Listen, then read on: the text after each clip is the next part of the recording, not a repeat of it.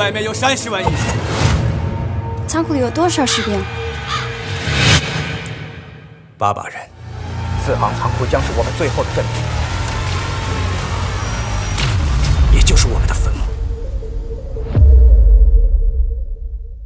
37年是我们这个民族最苦难的一年，日本人撕破脸了，跟你直接对着干了，7分。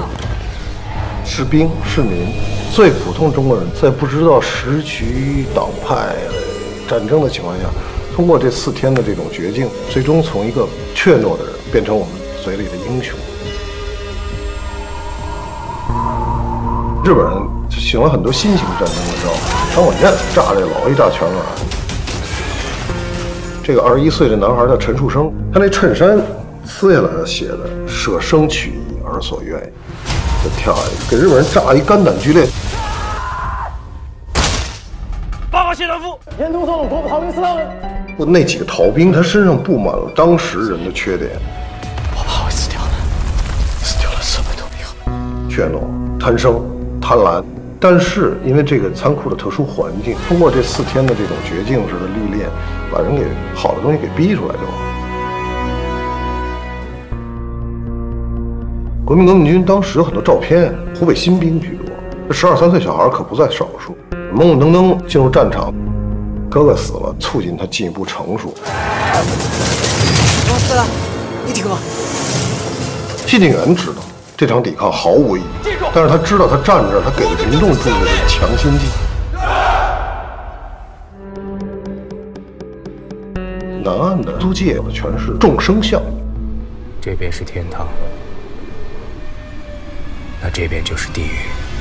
严格说是3米以外喝着咖啡就能观赏真的真枪实弹杀人。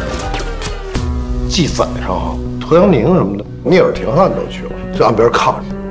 连纳粹德国、意大利、比利时就在那个很高的楼顶上看，然后法新社、路透社、美联社长枪短炮。所以南岸是我一定需要，它比北岸甚至还重要。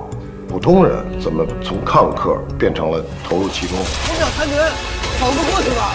刀子情愿，愿意死，你们不给给了。最终，那些军人的舍生取义吧，也确实感动。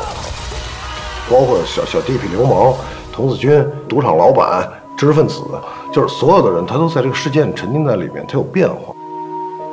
因为有你们，上海还在，我们中国还有希望。中华复活！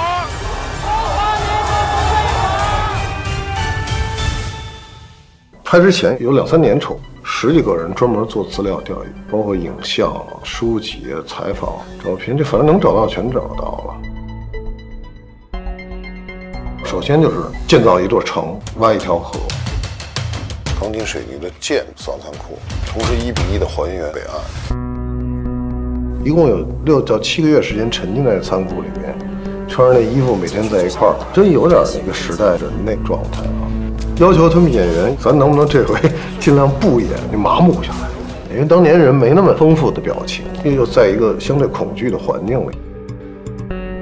欧豪为了这人物，他等于有3天时间就没吃东西，为了有一场戏是饥饿状态嘛，几天不出门，几天不睡，是为了那个疲劳感。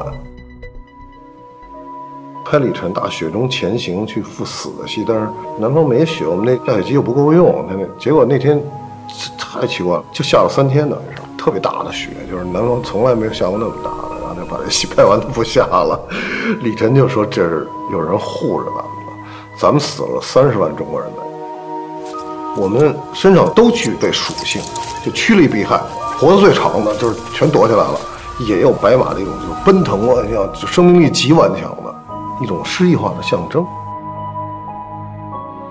对，因为电影还是有这个算是传递和提醒的这个功能，拍出来，如果能够引起大家的关注，就成为文化了，成为文化就有可能传下去了。